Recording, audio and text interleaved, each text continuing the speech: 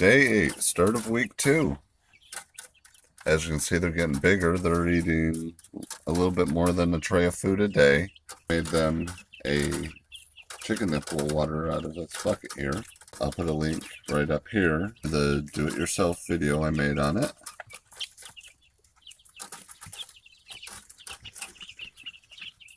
I also made ventilation screens so that I can prop the door up and they can get air throughout the day. Because I noticed that one time in the afternoon that they were all as far away from the lamp as they could possibly get. So I was like, oh, I'm going to have to work on some ventilation. I'm going to put a link up here for that. Day 9. They're eating about a tray and a half of food a day now and drinking about a little more than a gallon of water at this point. On day 9, it was 40 degrees. And then I came out about 2 hours later and it was 60 degrees and one of the chicks was dead. I guess at this point you've realized that I'm actually reading my notes and just kind of going off the cuff here because my phone crashed today. The 13th day they've been here, my phone decides to crash. Coincidence? I don't know. Anyway, so I have to reshoot this entire week's footage. But luckily I kept good notes. Day 10, they were eating a tray and a half of food a day. It was still in the mid 40s in the morning, but it was warming up to like the mid 60s during the day. Day 11, they're eating just a little bit more than a tray of food a day and drinking about a gallon and a half of water.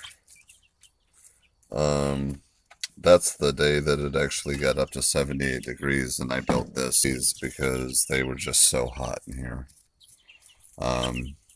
When it had been, wintertime temperatures, they loved it. I mean, the hotter the better. Then again, they were younger at that point. Well, I scared them there for a second. Day 12, yesterday, they were eating almost 2 trays of food. And I do allow their food tray to empty out overnight when I go to bed. And then I fill it up in the first thing in the morning, like at daybreak.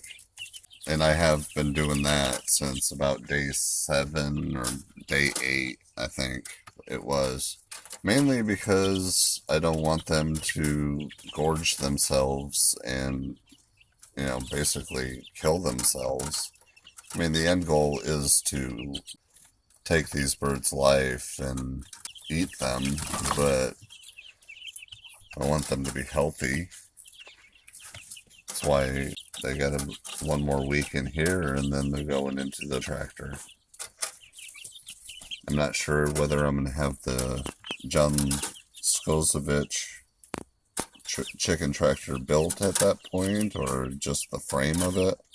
I'm going to be doing something different with that as well, so stay tuned to see that. This is the night of the 13th, the day that my phone crashes. Imagine that. These guys are doing great. They're eating like 2 trays of food a day today.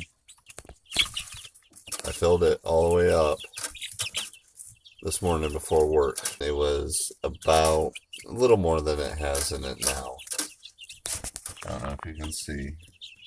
There's not that much in there. It's getting pretty late. So I filled it up about halfway. About 3 hours ago I came out here and it was about down to here again. So I filled it up about halfway again. But as you can see, they're really healthy. They're getting a lot of their feathers in. Oh, you like being on the you guys like being on the video? Do you? See, they're getting bigger and bigger every day though. Morning, day 14. The chicks have been here for 2 weeks. They're eating 2 trays of food a day. I'm putting about a quarter cap full of diatomaceous earth in their food. I have been for a couple of days since one of them was looking a little lethargic and thought, he might have a bug or something.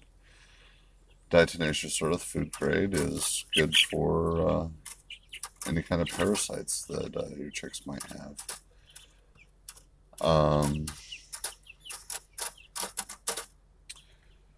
As you can see, they're using the chicken nipples.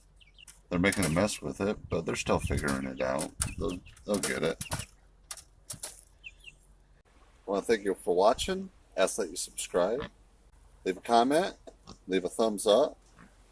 Hit that bell. That way you'll be notified when I put out new videos.